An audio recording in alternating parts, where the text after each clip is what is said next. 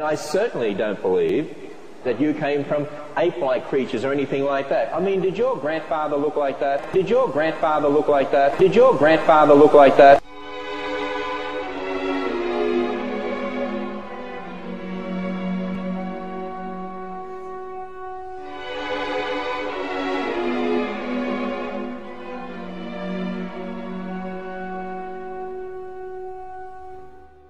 In the video Natural Selection Made Easy, I looked at heredity and showed a mechanism by which evolution could be predicted.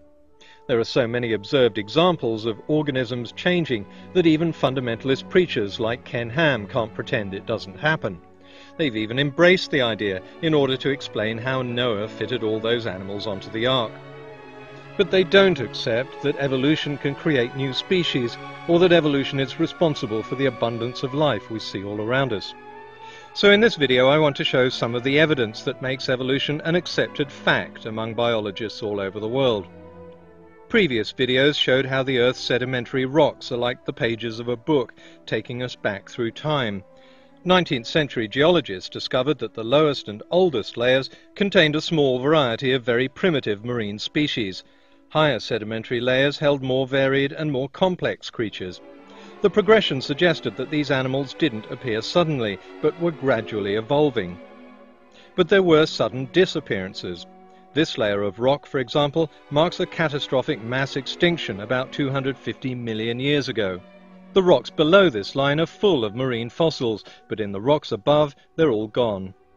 There were 5 global mass extinctions we know of, each one wiping out between 50 and 95% of species.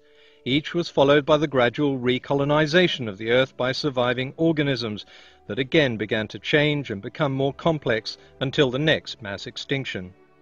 If this increasing complexity really did mean some kind of evolution, we'd expect to see it in individual species as we track their fossils through millions of years of sedimentary rock. And we do. Either each species is suddenly being killed off, only to be replaced by the sudden appearance of something that's almost identical, or we're seeing the changing morphology of a single species through time. We'd also expect to see traces of an animal's evolutionary ancestry in its morphology today, and we do. Take a look at this skeleton of an ape's hand. It looks just like a human hand, except it's not. In fact, it's not an ape's hand either. It's a whale's hand, or at least what used to be a hand in its ancestral past and is now used as a flipper. The morphology of animals today is full of remnant body parts that have been changed and adapted, just as evolution predicts. In the video on natural selection, I showed how a hypothetical animal might evolve into 2 different species. At first, the 2 types would be able to reproduce, then reproduce with difficulty, and then not reproduce at all. We can't watch it happening in mammals today because it takes several thousand generations, but we can see snapshots of it frozen in time.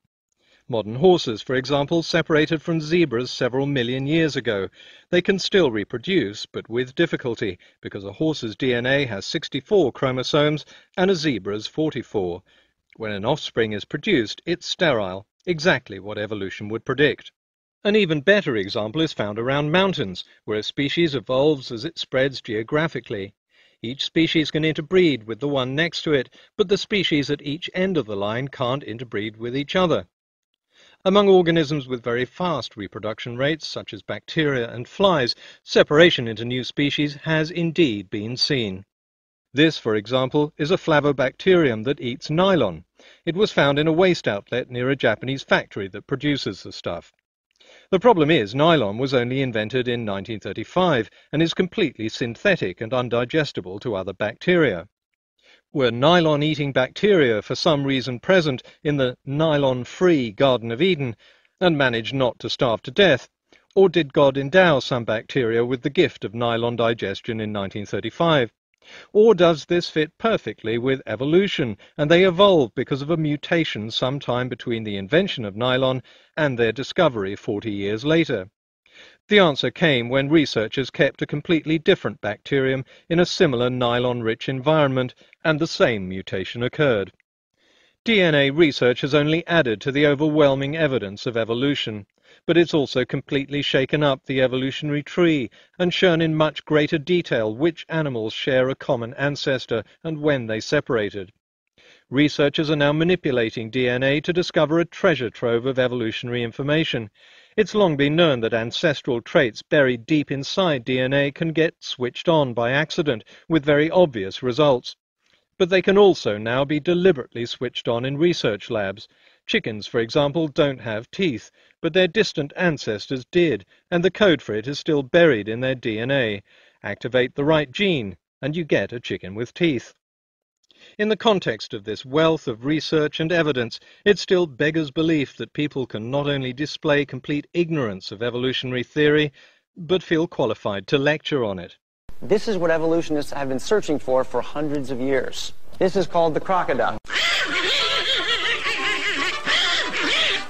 Which brings us neatly to those often asked questions from creationists.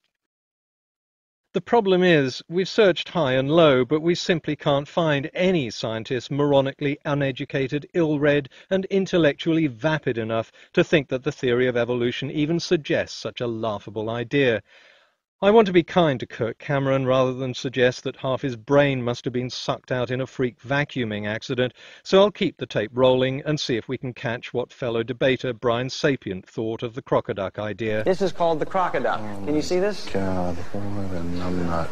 See, Kirk, there's no crocoduck because there are no species in between a crocodile and a duck. And if you knew anything about the subject you so ardently criticize, you'd have learnt that. According to the evidence, whether you accept it or not, crocodiles and ducks are on completely separate branches of the evolutionary tree. But there is a common ancestor, and if finding it is so important to you, good news, we found it decades ago. It's called the archosaur, and it lived several million years before both crocodiles and ducks. Who's got the next question? Hands up. Oh, God, you again. Science has never found a genuine transitional form that is one kind of animal crossing over into another kind, either living or in the fossil record. Kirk, I don't know if you've looked in a biology book recently, but the fossil record is full of animals changing from one kind into another. It's one of the reasons we know evolution happened. Every animal is a transition between what went before and what comes after. If you think we haven't captured the instantaneous moment that one species turns into another, that's because there isn't one. It's like asking, where's the intermediate form between this and this? We know that this species existed at one time and is now gone, and it seems to have been replaced by this species. We can scour the archives and dig up as many transitional photos of George Bush as we like, but we're never going to find a single shot of W changing from a baby into a man. What we will find are the various transitional forms in between. If you're talking about gaps in the record, Kirk, sure, there are lots of them. This is all I could find when I googled images from the life of George Bush, so of course there are gaps. If I went on a digging expedition, I could probably find 100 more, but even if I had 1,000 chronologically spaced photos of George Bush, there would still be gaps in between. As I mentioned in the last video, we now know that evolution, just like the growth of George Bush, doesn't happen evenly. The few years in between this photo and this one mark very few changes, but there's been a huge change in the same period of time between this photo and this one. But even when evolution happens quickly, it's still not instantaneous. For some animals, we've got a very good fossil record, and the time gaps between fossils are small. This shows evolution very clearly. For other animals, the gaps are longer and the record is far less complete, but there's no suggestion that a deity steps in whenever there's a gap in the fossil record and changes one animal into another. Yes, I get that a lot. A theory in scientific nomenclature is the highest form of proof you can get. To go any higher, you have to enter the realm of mathematics. In all the sciences, there's still a lot more to discover, a lot more to understand, and a lot more to explain, whether it's atomic theory, the theory of gravity, or the theory of evolution. These are all called theories, and if the peanut butter man and crocoduck boy don't like the scientific terminology, then get over it and accept that evolution is now a fact. It's so much a fact that researchers now depend on evolutionary theory to study antibiotic resistance and crop pests and new diseases and to develop new drugs. Fortunately for us, the biologists who are making all these advances didn't get their education at the Ken Ham School of Evolutionary Theory.